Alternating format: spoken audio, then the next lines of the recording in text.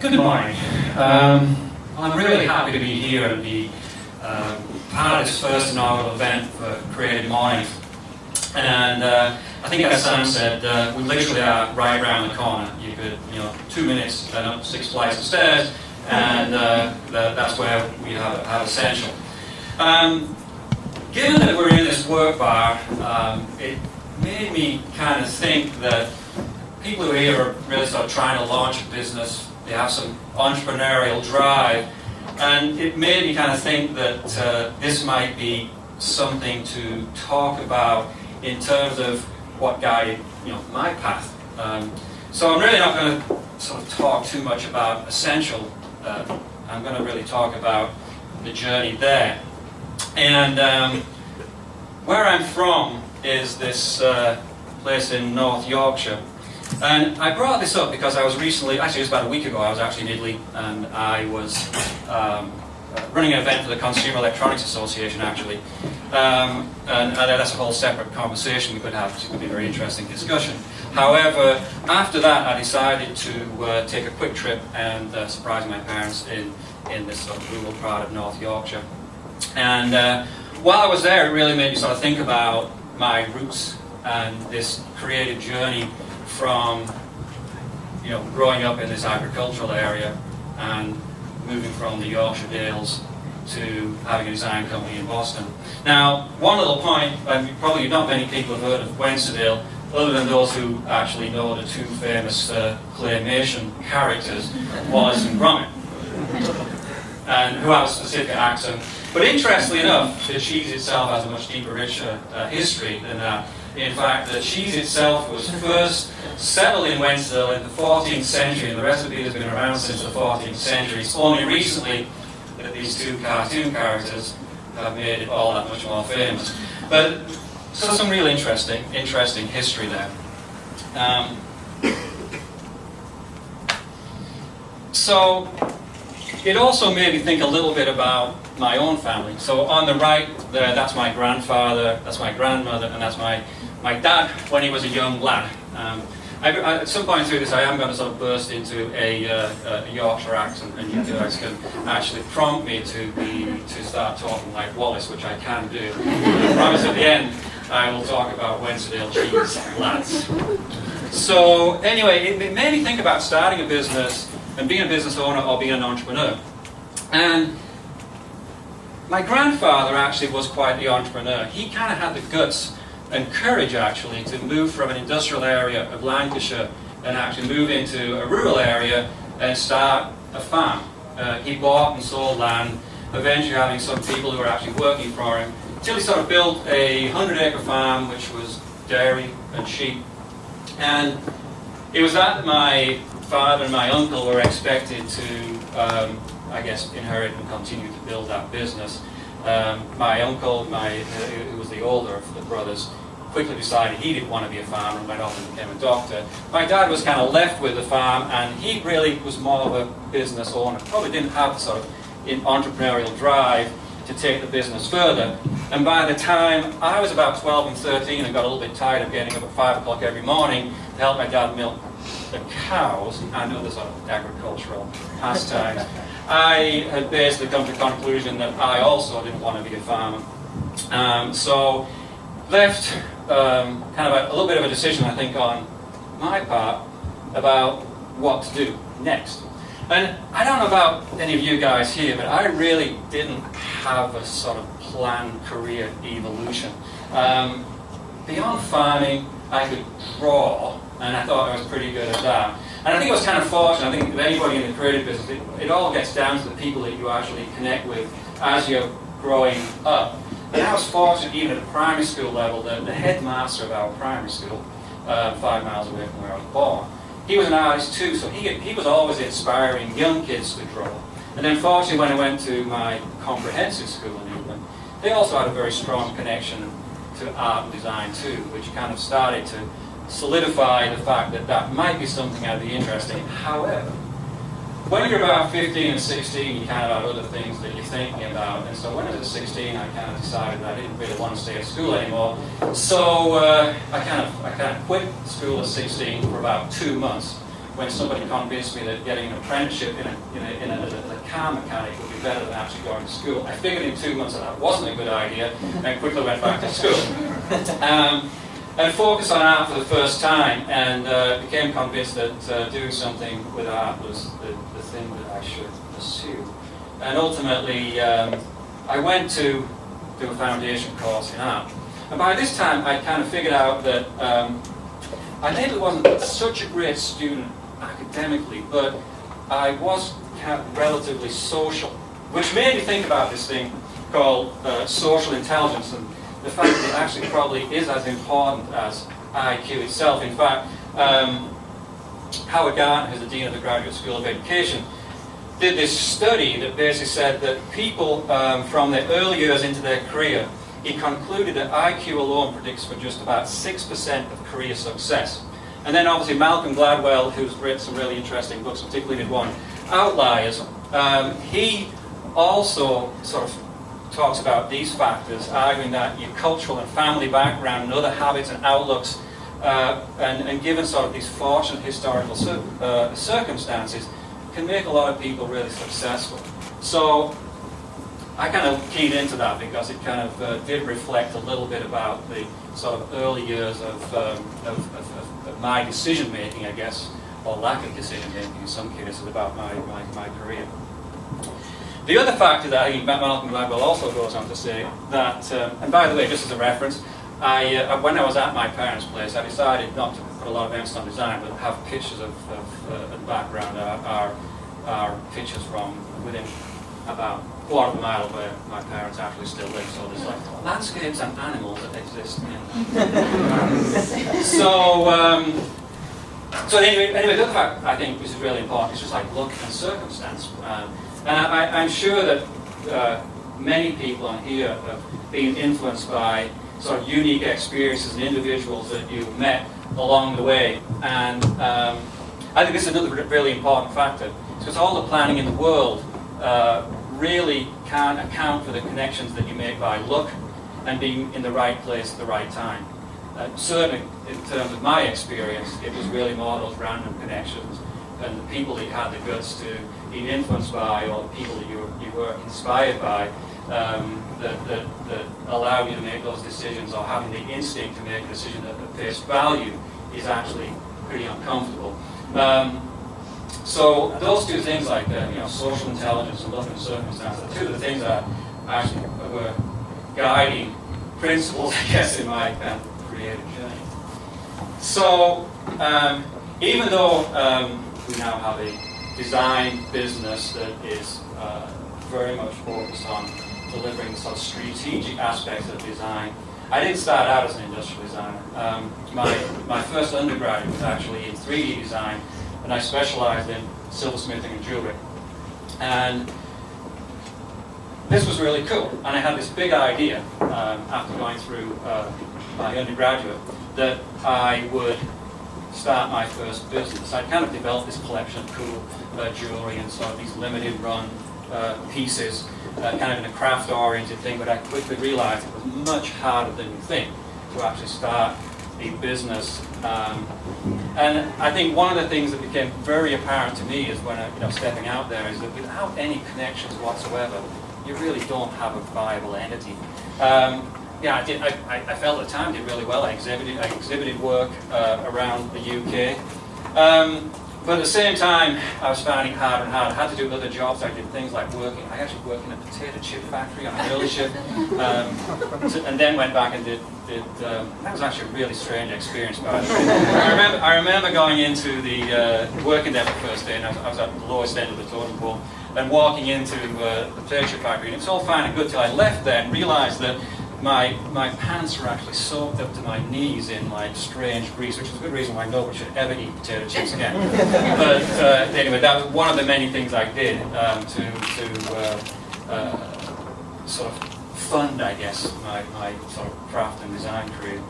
The other thing I thought I'd do, which would be really good, which I think was a big change, I thought, damn it, I'm going to get into the Royal College of Art and continue to do my craft design career. I didn't get in, which was this first kind of like sort of failure mode that sort of clicked in.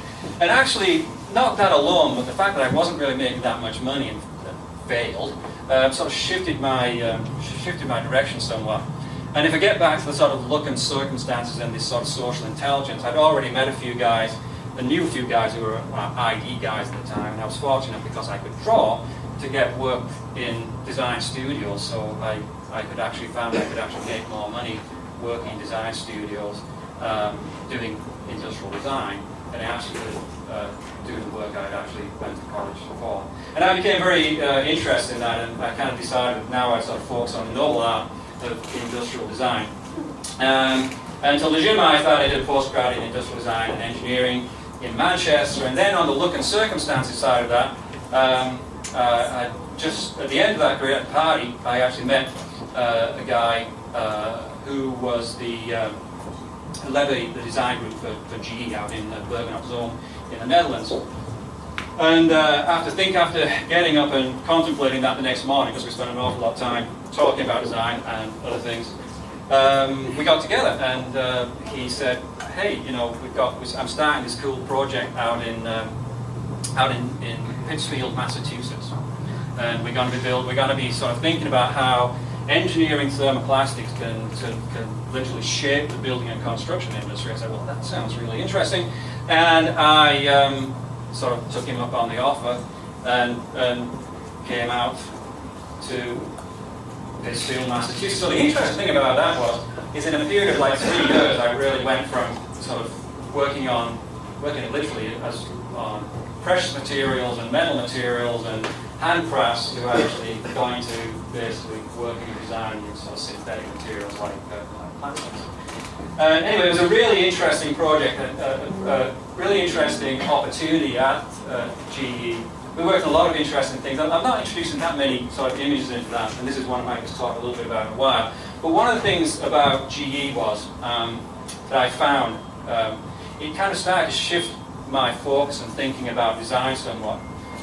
GE was this kind of really good foundation to help you understand that really to be a great designer, you really have to understand how to communicate on business terms. It wasn't really good enough just to create a design. You really had to need to articulate the rationale behind your design. And you know, I think a lot of people talk about storytelling today. And really it was at GE in this kind of business context that you understood that you really had to have a good story about the ideas that you create for you to be able to expect them to be carried through with. And in that kind of corporate setting, it was really the first time that I think I understood that you really had to talk about design, you had to communicate it clearly in business terms.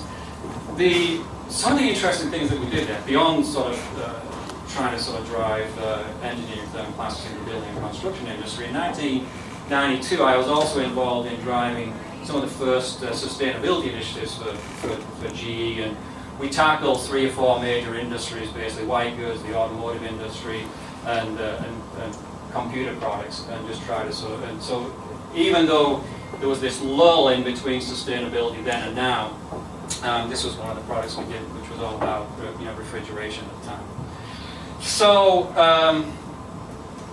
after being at GE for a while, I was fortunate there again on the sort of more the look and circumstance level again to meet Dean Richardson and Dave Smith, who were the founders of Richardson Smith out of Columbus, Ohio, and I'd never really, who then went on to become Fitch.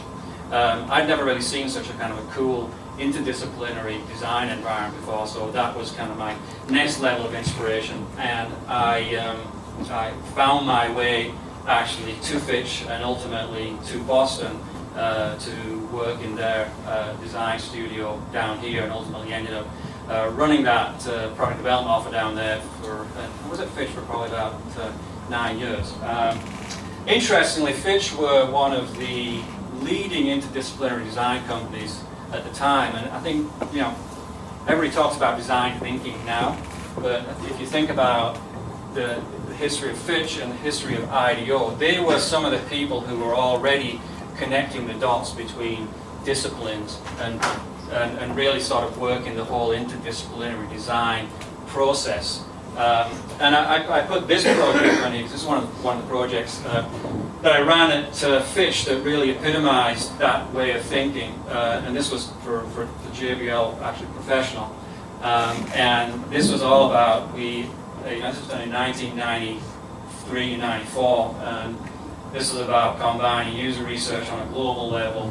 It was about technical research. It was about the industrial design. It was about developing a naming and communication strategy. It was about developing the whole retail experience and launch strategy. And it really was one of those things that really made me still be very passionate about design, but I really started to love the business of design.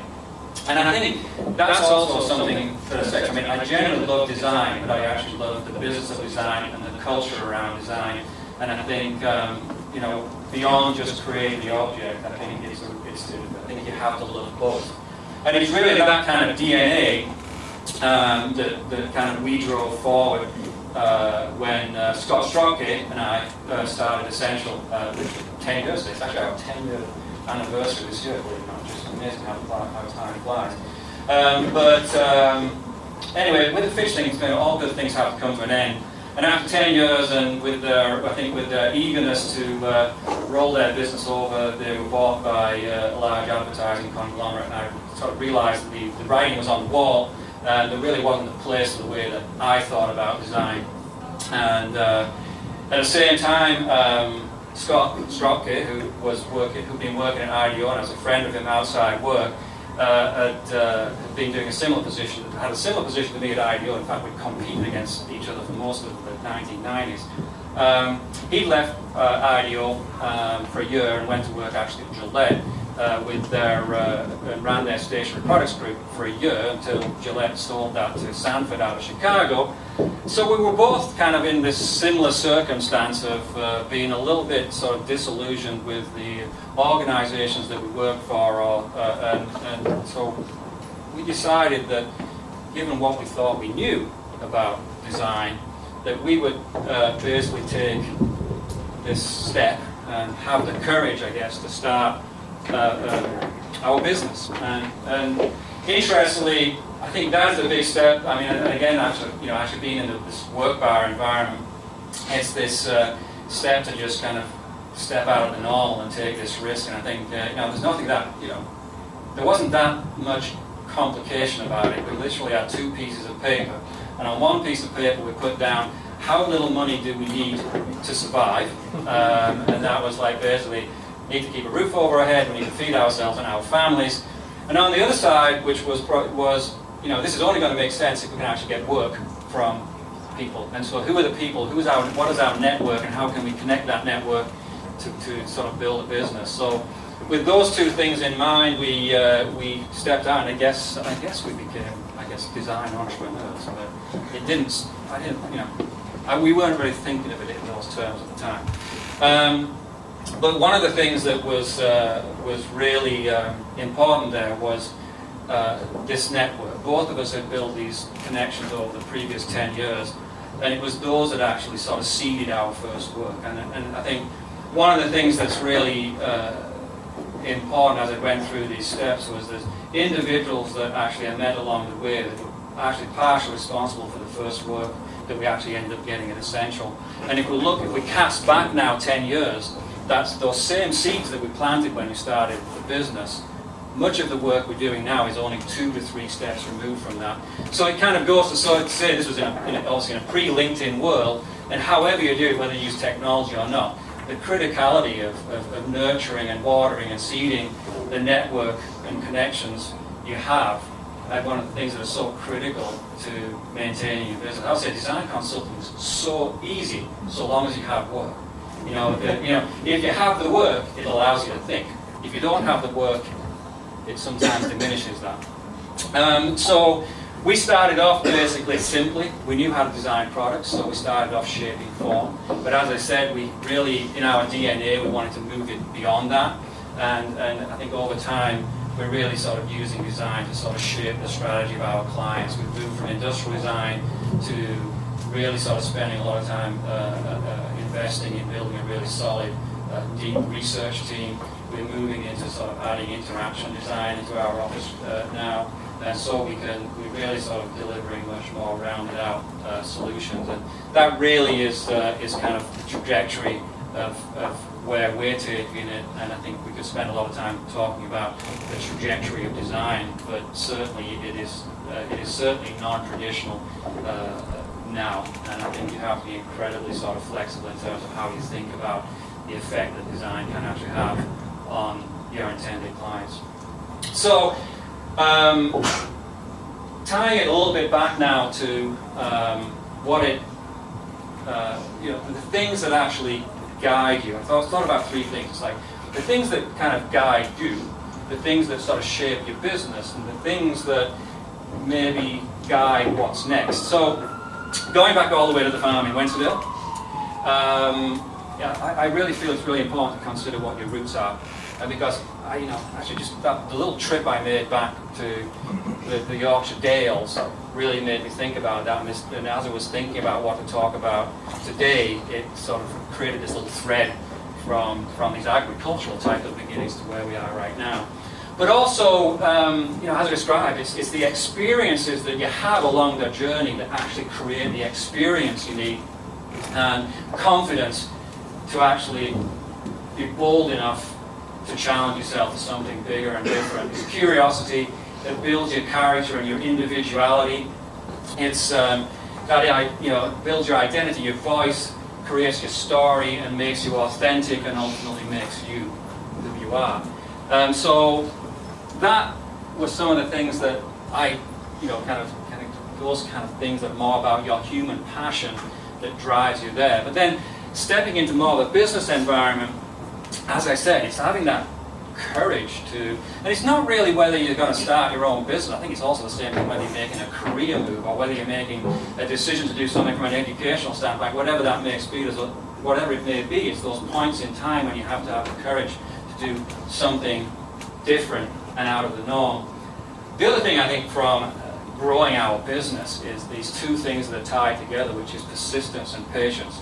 I made a little point about design is easy if you have the work, and one of the things where I put a lot of emphasis on being persistent and being patient is in just building and nurturing relationships.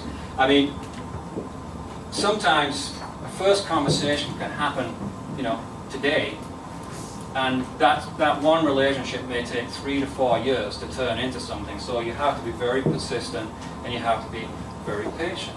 And I think that also is the same instance when you're actually doing actual project work as well.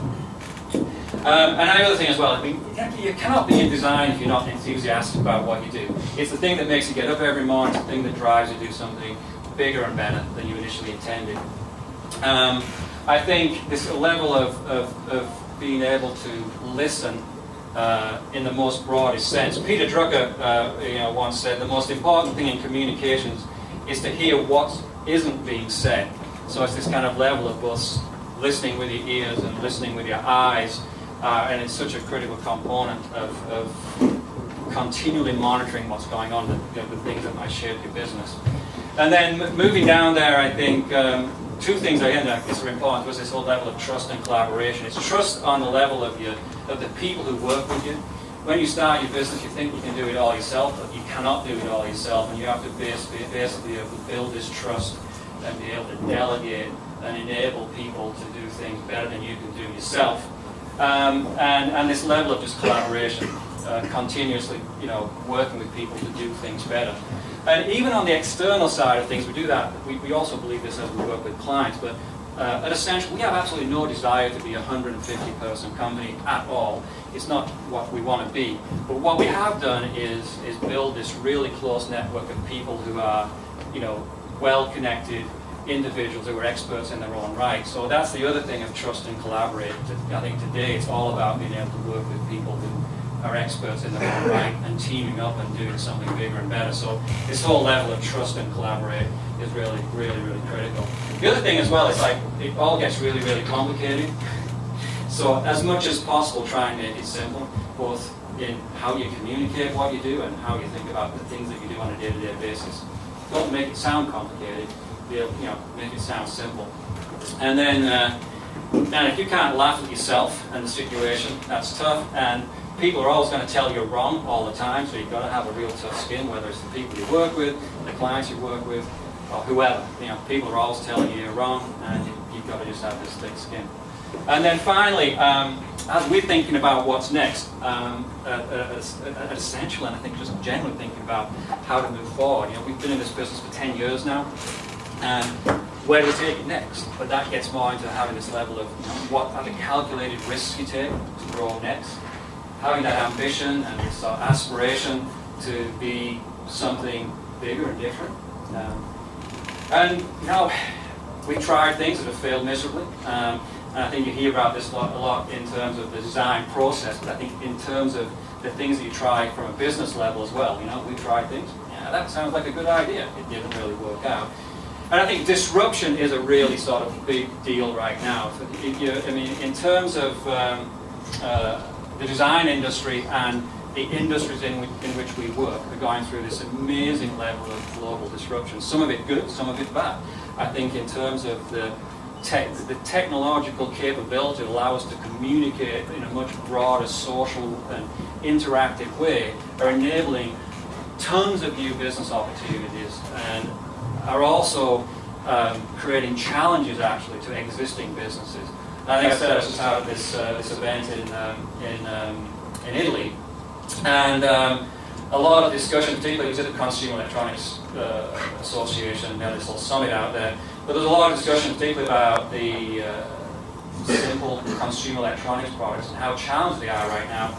And part of the discussion got round to how some of the sort of social media startups are enabling people to be quicker and faster. I mean, you think about Kickstarter, you think about Quirky, you think about the ways in which you can prototype and enable a business inevitably, you know, at amazing speed. That is incredibly challenging and disrupting an awful lot of the businesses that I know we've traditionally worked with as a design business. And then obviously it's also having your eye on the competition, and we are global. All our clients right now, so this level of globalization and sort of understanding the culture, the cultural shifts that are going on in the world right now that impact the way you think about design and the impact of what you do. Obviously that's very important. And so it's always considering change, and obviously, you know, you've got to be considering all the time about how you evolve. So I guess just in conclusion, it was kind of interesting as we're thinking about, well, you know, how do we think about ourselves? And kind of in this this level, I mean, again, it's interesting with this work balance. And I'm sure there's some people that are like, oh my God, I'm going to start my business, I'm going to flip it, I'm going to sell it, I'm going to make my millions. And I think there's this kind of typical entrepreneurial approach to sort of bringing no emotion and long-lasting sort of value to business sometimes, which I think is a little bit sad. And so I found this quote, and it was kind of in reference to comparing kind of this sort of entrepreneurial idea of building something just to flip it with no emotion to it. And so it said, the more I see both, that being kind of the entrepreneurial approach and small businesses, the happier it appears that small business people are. They often make more money, take the right risks, sleep better, and build something for the ages. Something they believe in and can polish and be proud of. And that's really, if I'm thinking about where we still want to be with Essential, those last two lines are really what it is that we're driving for with our business as we slowly grow it. So with that, that's kind of tying a little bit back to my story, all the way back to the Yorkshire Dale. And I'd love just to, you know, continue the conversation if you guys have any questions. Yeah? I got a question. So what is the lowest end of the totem pole of data should packer? That was it. Is it like sweeping? What is it? Well, actually, the tool set that I had was some greasy overalls and a broom. But I very quickly moved up, and I was actually, before I left that, I was actually driving a forklift truck delivering commodity products to different clients. But that was actually really interesting.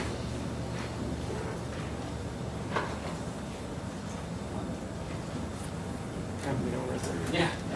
Thanks for the talk. It's been great. One of the things that we cross paths in the past in different ways, and one of the things that I always found that is very important for people to raise is the fact that you need to be able to make changes, radical changes in what is it that you're doing, and even if it doesn't fit that path of what is your vision of success, right? I think, I want to know what you think about that, is that many times designers tend to have a common view of what the design community thinks success means and it is, and what kind of job you should have. And sometimes opportunities come from a left field that you had no idea about, that you have to be pretty gutsy to and have a good intuition to take it, and it could take you places you never thought about. Well, yeah, I mean, I think we've been very open to those things that come in from the left field, and I think, as I said, we don't necessarily have a very large team, but what's typically allows us to address those things is we have this very good kind of network of people so we always know somebody who we can bring into a situation to help us tackle something that we may feel uncomfortable about.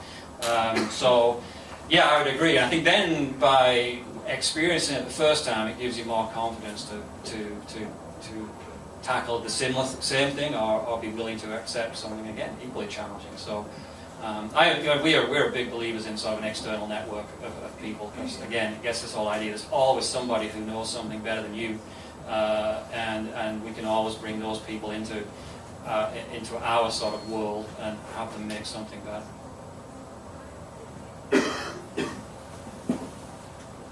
I actually have another question. So Rich, you've been in the Boston design community for a while now, and I've seen a lot of stuff happening. Where do you see that going? The Boston design community, yeah. Where do you see that kind of heading? Well, I think one of the things, which I always think is a little bit strange, we all go to college in a specific focus area. I think one of the things, this is not necessarily Boston typically, is that I see that the design industry, or design itself, has already evolved, and no longer can anybody necessarily see themselves as being an industrial designer, or being a graphic designer, or being an interaction designer. Those areas have already merged. So I think in thinking about the Boston design community, I think it would be really, really great if we start bringing together those areas. I think it's already happening in the sort of professional field, and all the problems we have to tackle bring together all those different disciplines in a really natural way. And I think it would be really cool if there was more kind of collective discussions about what is really happening and how design is really acting today. I think Boston has always had a really rich design culture, both from, I guess, the communication side of things, and also from the product design side of it. And I think as the kind of UX world also evolves, I think in this area as well, I think bringing that culture much more into the discussion, I think would be really, really sort of valuable. I think more events kind of like this would be really good and I'm hoping as these events progress, there's more kind of just interesting dialogue about how design can sort of help shape things locally, but then bring in some of those more global issues of what design is addressing today. So this last point of yours is talking about an entrepreneurial view versus a small business view. Yeah. And in my mind, I feel like it's the entrepreneurial build it and sell it is kind of being romanticized right now. Yes. But do you think we are at risk if that is kind of the path and where the focus goes versus building something for the ages? Well, it's kind of funny, because another thing I also read about that is that it is almost, it encourages people even not to use the term small business anymore, because it's almost so in vogue to use the term I'm an entrepreneur versus I'm a business owner. I mean, well, you could go sort of very vast right now and think about what's going on in the world as well. So I think it's safe to say that I think there should be more focus and more value put on businesses that are planning to bring longer-term value. It seems that there's a real misguided perception about what's right. And I think if there was sort of longer-term investment and there was more encouragement of people to build something for the long haul, I think actually that's the type of thing actually the country actually needs, let alone getting counter to the sort of short-term thinking of entrepreneurs. So it's not like we certainly have ambition and we certainly are planning to grow, but we want to do it in a way that you're actually building something that is kind of more meaningful. But that's just how I personally, and I understand fully where people are coming from when it comes to just driving something purely for so short-term economic gain. It's just, that's just not what we're, at this point in time, wired to be. Hi, I have two questions. One is, I recently went to a talk on 3D printing, and I'm curious to see if that has come into your business at all. And it just seems like there's more and more materials and more keeps happening with 3D printing. So that's one question, and then I have a follow-up. All right, well, first, yes, there's a lot of 3D printing. But I think a lot of it's just very industry specific. I mean, I think it works very well in certain industries. I know the guys down here at Puma use it really effectively in the shoe industry. And then in certain other industries, I just don't think it's kind of at the resolution level. But there's a place for it, and it's getting better. And I think, I mean, you absolutely envision a time when those quick prototyping techniques will take the place of, the hard injection molding machines. Not there yet, but I think it will ultimately drive that. But certainly, yeah, those quick and rapid prototyping techniques are being used. I think they're good in any industry to quickly try something out. I just think in some they have a better use than in others currently. Quick follow-up, sorry. For people, it's very interdisciplinary. One of the messages I got from your talk. For people that are looking to go back to school and get into the design field or make a career change into the design field, are there things that you would recommend that they do? Well, I mean, I think there's always a place for individuals who want that focus. Like, I don't want to sort of get the message that you still have to hone your craft. And I think that's a very important part as well. There's a point in time where you have to focus, and on the opposite side of that, it can become so sort of diverse that you never sort of, you only become so generalized that it's difficult to sort of deliver value immediately. So I would say, don't discount where this level of focusing on something. However, I think for people coming into design, maybe not having a traditional creative background and thinking about they want to get into the business of design, I think some of the sort of D-school blends with business schools now are really interesting. And if you want to sort of step back to, they're not necessarily, I think they're relatively new, but places like IIT in Chicago, I've also had a lot of, which is a school that really sort of focuses a lot on, I think some of the interdisciplinary techniques around research and design strategy are a really good place for somebody stepping into the business of design.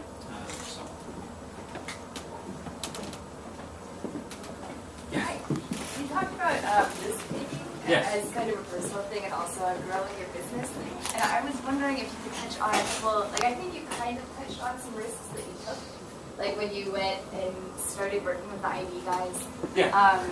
But could you touch on some of the risks that have been really pivotal for you, and how you made that decision when your toes were kind of over the edge to jump? Yeah, well,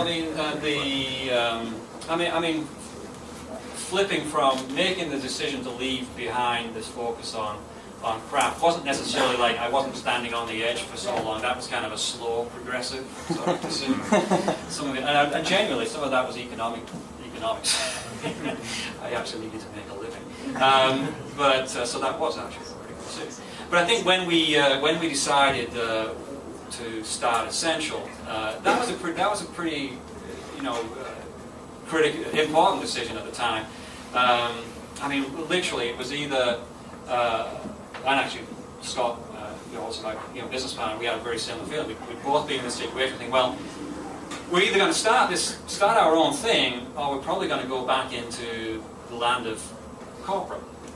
And we both were sort of, I guess, sniffing around to see what opportunities there was out there. But we kind of, from a lifestyle standpoint, one of the decisions was lifestyle driven in the sense that we knew that we probably would become corporate nomads, given where the sort of the number of opportunities and jobs that were in corporations and the relative insecurity and things that were out of your control. And I think that was also one of the things that drove that decision, was this desire, after both of us actually running our own design groups as part of a larger consultant, was wanting to maintain that sense of control that I think we'd gained in that environment. But the biggest risk was, I mean, at the time, I'd actually just bought this old house, and it was in, every room was upside down, and literally, it went from a reasonable salary, to be perfectly honest with you, working within Fitch, to basically cutting it right down to the bare bones, and making that decision on how you communicate that back to your family and your newborn child, who probably couldn't understand what the hell you were doing at the time, was a very big decision. So at that point, I think for both of us communicated that idea, but I mean, it wasn't kind of literally 2 sheets of paper, but it was almost as simple as that. It's like, okay, this is how much we can survive on, and this is where we think the business is going. And there was enough of an overlap between those two, polar opposites, I guess, or overlaps between them, that give us the confidence to do it. But that was stepping off that.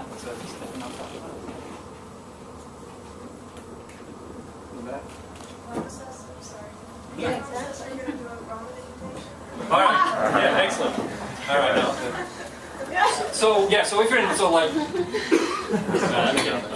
so I'll try now talk in a Yorkshire accent. Somebody else asked me a question, and I'll respond. What did you have for breakfast this morning? Well, lads, I thought I'd have a couple of cups of tea, and then we'd go down to Chops and we'd buy some Wensleydale cheese.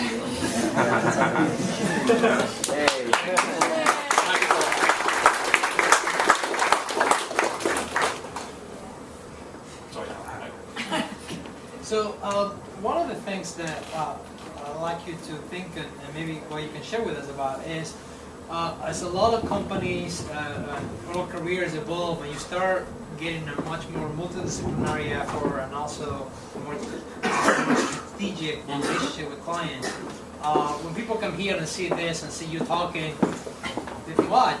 That seems like an easy thing to replicate. I could just go get this degree, talk about this, hire a bunch of different people. But there's always been a connection that I've seen in your work, guys, that is branching out this way, but never leaving behind the core craft of being really good at the traditional skill sets that each of those disciplines are. And that's actually a very good question. We put a lot of emphasis, so we have researched. But one of the things we all say is that whatever deliverable that we create, it has to be able to be acted upon. It has to be integrated into our client's business, and it has to be able to be something that they can move forward with. I've also this, doing research just for the sake of research is kind of irrelevant in my opinion. If you do research and it ends up on somebody's shelf, then I think it was a unfortunate waste of time for us, and probably an unfortunate waste of time for our clients. So, and it gets back to the sort of craft part of stuff. We have a very strong emphasis and belief that at the end of the day, you really do have to deliver something again. So it is that this constant desire to be strategic, but ensure that you deliver something meaningful that either from a research standpoint, a company can internalize and can act on. If it's a physical product, it's something that they can actually effectively roll into their business and be able to sort of track of making some some change from a business standpoint. And as you know, it doesn't always work like that, but that ultimately is how we would like to think about it. You're talking about research and such, and your firm is, a good deal, for strategy, really need to, research what you're doing.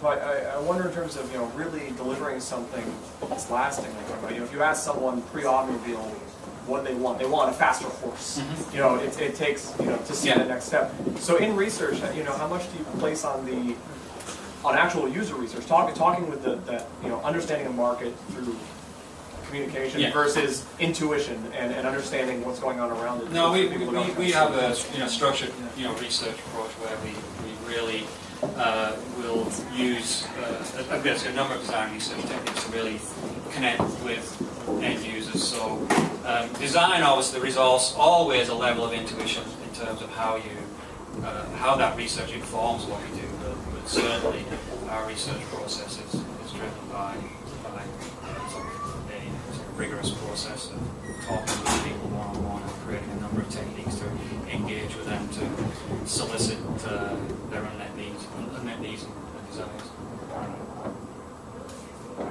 One more question, and then we'll wrap things up. All right. Well, thanks. Well, thank you.